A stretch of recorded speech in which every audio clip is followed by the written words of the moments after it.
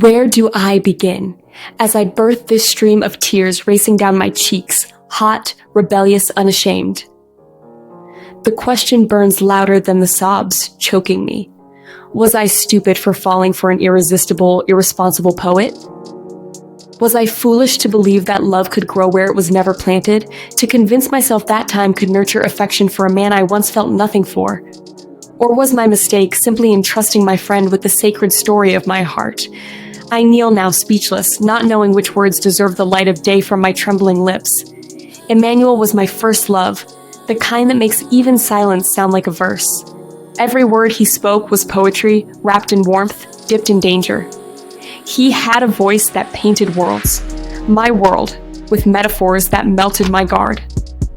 Your lips, he once said, tracing them with his gaze, look like berries kissed by the morning sun. And I believed him. It felt divine, as though the sun itself stooped to kiss the earth just to bless our love. Emmanuel had a way around my heart. He could bend it, twist it, and still make it beat for him. Yet, commitment was a language he refused to learn.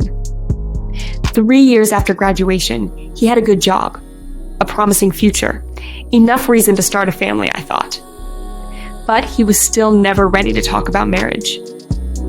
Then came that Christmas, the one that would rewrite my story. We traveled home, and amid the aroma of jollof rice and laughter, my mother introduced me to Michael, her friend's son, a medical doctor working with the United Nations.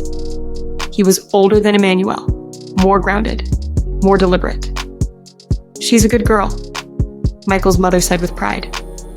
My mother smiled in agreement, adding, they'd make a great couple. And that's how the gentle push began.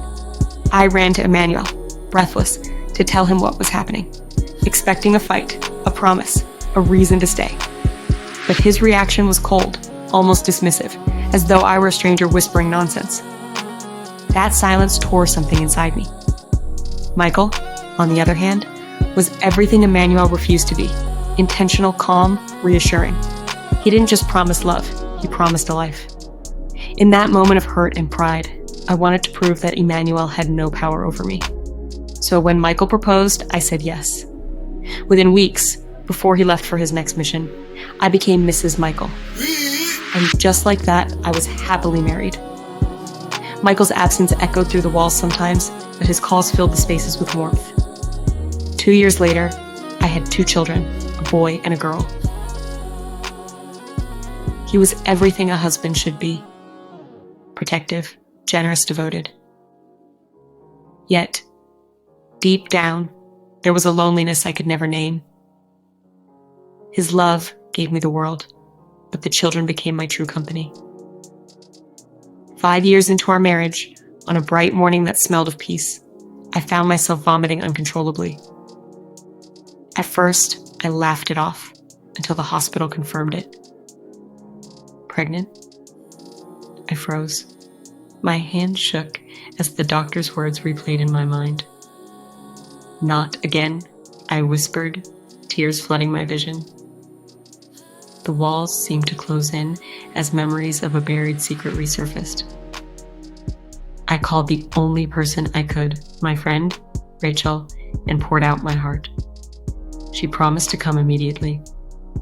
Moments later, the school alarm rang. I rushed out to pick the children. Before I tell you what happened next, take a breath. If your heart is racing right now, you're not alone. Hit subscribe and turn on notifications so you don't miss episode 2.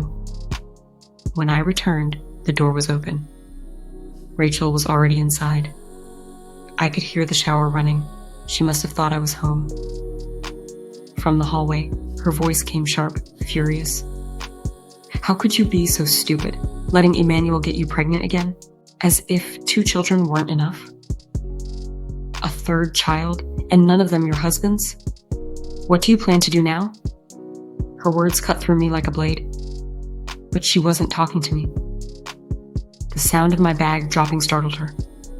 She turned, eyes wide, and then I saw him, Michael, standing there, still in his travel jacket, suitcase by the door. He had come home early to surprise me.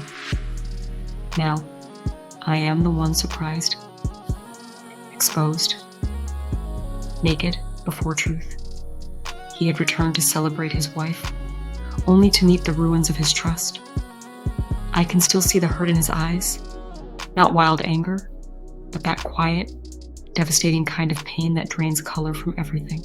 And I stand here, frozen, words trapped in my throat. How do I explain this? Where do I even begin? Where do I go from here? When the walls of love have crumbled and the only sound left is the echo of what could have been.